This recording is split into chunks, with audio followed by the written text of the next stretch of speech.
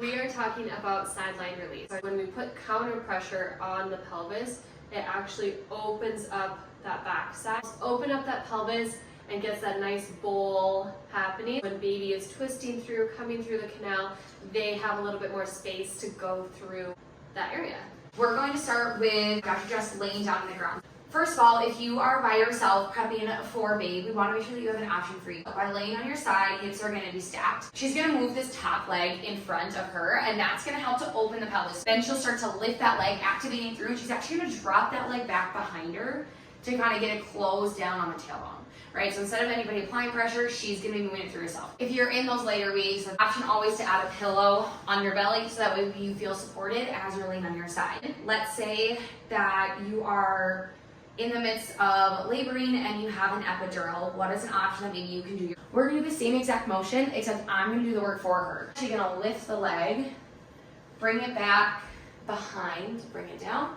Then I'm going to do the same thing and bring it in front. Another one, what we call more of our active sideline release. So this is where partners can be laying on their side. Biggest thing when we're doing this is that the hips are stacked on top of each other. With that same motion, the top leg is going to come in front. Notice that that naturally is going to pull the hips forward. Partner then is going to come on top of the hips, on top of that pelvis, roll them back so they're on top of each other. And then two options. One, applying pressure just with the hands. But my personal favorite would be applying pressure with my chest. I'm laying on top of the hips, making sure when I look down that they're stacked on top of each other. Another option would be to have the knees completely stacked. So you're going to come to the high side of the pelvis. You're going to feel kind of where that bony part is, bringing hands just on top of each other, and I'm going to apply downward pressure here. At the end of the day, sideline release should always be what's comfortable to your partner.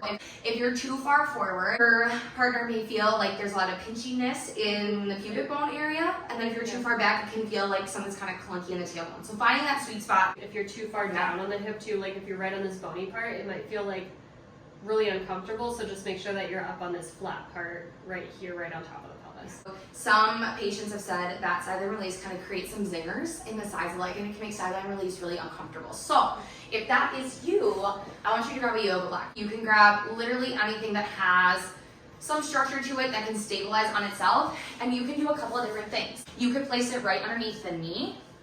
You can also do it underneath the ankle. It kind of depends on whatever you're using and how it's comfortable. And then positioning, so that way her hips are naturally going to rock back.